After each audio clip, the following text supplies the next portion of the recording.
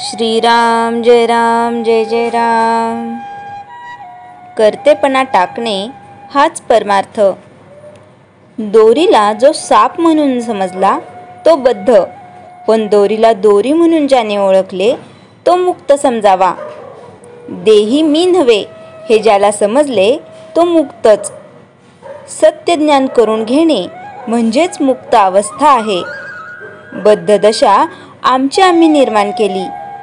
काळजी, तळमळ आणि दुःख ही बद्धपणाची लक्षणे होत, तर कोणत्याही परिस्थितीत आनंदात राहणे हे मुक्तपणाचे लक्षण आहे। जागे होणे म्हणजे मुक्त दशेला येणे आहे। माझे माझ्याजवळच आहे, पण ते ठाऊक नाहीसे झाले आहे। भगवंताला विसरल्याने मी देही असे म्हणू लागलो। देह तर माझ्या ताब्यात नाही, तेव्हा मी देही नाही हे सिद्ध झाले। आपण करतेपण आपल्याकडे घेतो आणि त्याबरोबर सुखदुःखही आपल्याकडे येते। मला सुख नाही आणि दुःखही नाही असे ज्याला वाटेल तो मुक्त समजावा। करतेपण घातक असते। मी एवढा मोठा वाडा बांधला, प्रपंच चांगला केला असा प्रपंचिकाला अभिमान वाटतो, तर संन्यासी मठाचाच अभिमान धरून बसतो। म्हणजे या करतेपणाच्या बाधेतून दोघांचीही सहजी सुटका होत नाही। हे करतेपण सोडावेसे वाटले तरी ते आपल्याला सुटत नाही, याचा आपल्याला नेहमी अनुभव येतो। भगवंताचे अस्तित्व पटल्यानेच करतेपणा कमी होतो। म्हणून भगवंताच्या अखंड स्मरणात राहणे आणि भगवंत ठेवील त्यात समाधान मानावे। भगवंताच्या स्मरणाशिवाय जिथे आपल्याला सुख होते तो विषय समजावा। विषयाच्या संगतीत परमात्म्यापासून वेगळे असणे याचे नाव प्रपंच, आणि परमात्म्याच्या संगतीत विषयात राहणे याचेच नाव परमार्थ। फळाची अपेक्षा ठेवून आपण जी कृती करतो ते कर्म होय, पण फळाची अपेक्षा न ठेवता आपण जे कर्तव्य करतो ते कर्तव्य ठरते। आणि असे कर्तव्य भगवंताच्या स्मरणात करीत राहणे हाच परमार्थ। हे करीत असताना भगवंताला दृष्टी आड न होऊ देणे याचेच नाव अनुसंधान होय। समजा आपण एखादे चांगले पुस्तक वाचित बसलो आहोत, इतक्यात आपल्या पायाला एक मुंगी चावली। त्याची जाणीव आपल्याला कशी चटकन होते, ती जाणीव जर सर्व शरीर भरून व्यापली असते, त्याप्रमाणे भगवंताच्या अनुसंधानाने प्रपंचाला व्यापून ठेवले पाहिजे। प्रपंचातला कोणताही उद्योग करताना अनुसंधान टिकवावे, अनुसंधानाचा अभ्यास करावा। भगवंताच्या अनुसंधान आपल्याला भगवंताकडे घेऊन जाते। मी अनुसंधान टिकवीन असा मनाचा निश्चय करावा। श्रीराम जय जय राम। चैतन्यवाणी। आपले कर्तव्याला न विसरावे, भगवंताचे अनुसंधान राखावे। श्रीराम जय जय राम। दशक 5वा, समास 3रा, शिष्य लक्षण नाम। विषयात विषय सुखात गुंतून पडले आहेत। लोकांनी म्हणावं की हे यांचे शिष्य आहेत। वाचन अभ्यास नाही असं नव्हतं, पण ते अंगात मुरलं नव्हतं। त्यांना प्रपंच पुन्हा मागे ओढायला लागला। सत्संग नको, गुरुच्या दर्शनाला जाणेही बंद केले। आपण बरा आणि आपला प्रपंच वसा असे म्हणायला लागले। कुटुंबाचा काबाडी झाला। प्रपंचात पडेल ते काम करावं लागते। प्रपंचाचीच गोडी होती तर तिकडे जायचेच नाही। धड परमार्थ नाही आणि धड प्रपंच नाही।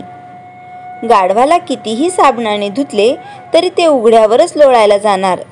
तसेच जोपर्यंत माणसाची बुद्धी बदलत नाही तोपर्यंत नुसते देहाने कुठे गेला तर काय उपयोग। अशा माणसाला ना देव ना धर्म ना सत्संग। जसं कुत्रं हाड चघळतं, हाड कोरडं असतं पण त्याला वाटतं हाडातच रस आहे। त्याचीच लाळ त्याच्या तोंडाला जात असते, त्यामुळे त्याला बरे वाटते, त्याला त्यातच सुख वाटते। त्याच्या पुढे पंचपक्वान्न ठेवले तरी त्याला हाडच गोड वाटते। गाढव राखण्यातच ज्याचा जन्म गेला त्याला पंडित म्हणून काय उपयोग? तो म्हणतो मी गाढवच सांभाळतो.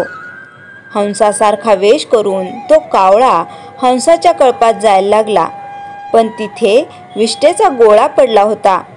तो कावळा तिकडे गेला तसं ज्याच्या मनामध्ये विषय आहे तो परमार्थाला गेला, तरी त्याच्या मनात विषय जात नाही.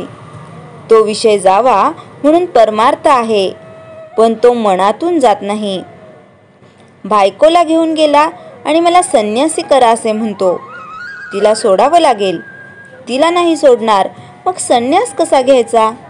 तसा मला सगळे विषयभोग मिळाले पाहिजे आणि देवही भेटला पाहिजे. त्याच्यात विरक्ती निर्माण झाली पाहिजे. म्हणजे ज्याला देव भेटला त्यांनी संसारातील सुख सोडून दिली का? त्यांनाही बायको मुलबाळ झाली, प्रपंच केला, पण त्यात ते तेवढे गुंतून पडले नाहीत. आपण मनाने प्रपंचात गुंतून पडतो म्हणून दुःख आहे. जे मनाने गुंतले नाहीत त्यांना दुःख नाही. अद्वैत तत्वज्ञानातलं सुख पडत मूर्खाला कळणार नाही. मंत्री आहे पण वेश्येची सेवा करतो, त्याला मंत्री कसे म्हणायचे?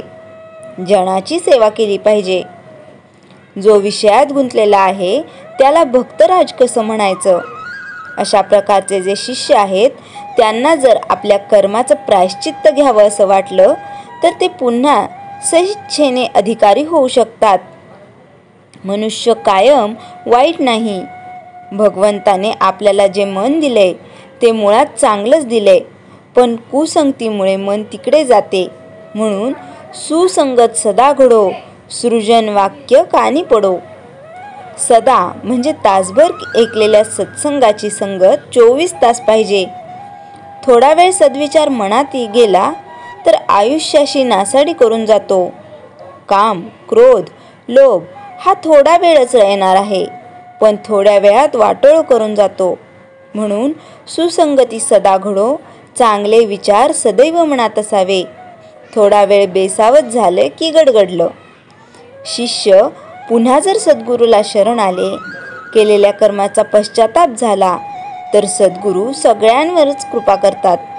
त्यांना पापी पुण्यात्मा असं काहीच नसतं. त्यांना सगळे सारखेच असतात. आपल्या गुरूचा द्रोह करणारा आयुष्यभर नरकात पडणार. गुरुची कृपा झाल्याशिवाय त्यातून सुटका नाही. स्मशान वैराग्य आले म्हणजे गुरुने केलेला बोध लगेच ठसणार नाही. शिष्य म्हणाला, मी तुम्हाला शरण आलो, मला मंत्र द्या. गुरुला माहीत आहे. 2 दिवस जपला, नंतर सोडून दिला. शिष्य आपल्या गुरुचा महिमा वर्णन करतात. दुसऱ्या गुरुचा मंत्र घेतला, तोही सोडून दिला. इतरांना अनुभव आला, पण ह्याची श्रद्धाच नाही तर याला अनुभव कसा येणार? मनच स्थिर नाही. इकडचे तिकडचे ऐकलेले असतं. स्वतःला ज्ञानी समजायला लागतो. मग सगळंच अर्ध हडकुळा पिवळं असतं. एवढे गुरु केले, पण त्याच्या मनातून काम, क्रोध, मद, मोह, मत्सर काहीच गेले नाही. मनात अहंकार आहे. हा देह म्हणजेच मी. देहभाव गेलेला नाही. अनाचरण करण्यात आनंद वाटतो. कुठलेही काम लगेच करायचे नाही. आज करू उद्या करू अशाने कधीच काम होणार नाही. लगेच केले तरच होणार. असा शिष्य काय कामाचा? कृतज्ञ शिष्य उपयोगाचा आहे का? ज्याने उपकार केले त्याला जाणत नाही तर उपयोग नाही. पापी मनुष्य शिष्य म्हणून काय कामाचा? कुकर्मी म्हणजे वाईट कर्मातलं मन अजून निघत नाही. कुकर्मी म्हणजे वाटेल ते विचार करत बसतो. विकल्पी म्हणजे मनात नाना प्रकारचे विकल्प आहेत. गुरुने सांगून उपदेश करून ह्याच्या मनातलं काही निघून जात नसेल तर काय उपयोग? असा शिष्य कामाचा नाही. म्हणजे शिष्य आहे पण सच्छिष्य नाही. श्रीराम जय राम जय जय राम.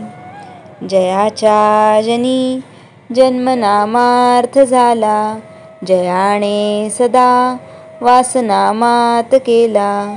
जयाच्या मुखी सर्वदा नाम कीर्ती, नमस्कार त्या ब्रह्मचैतन्य मूर्ती.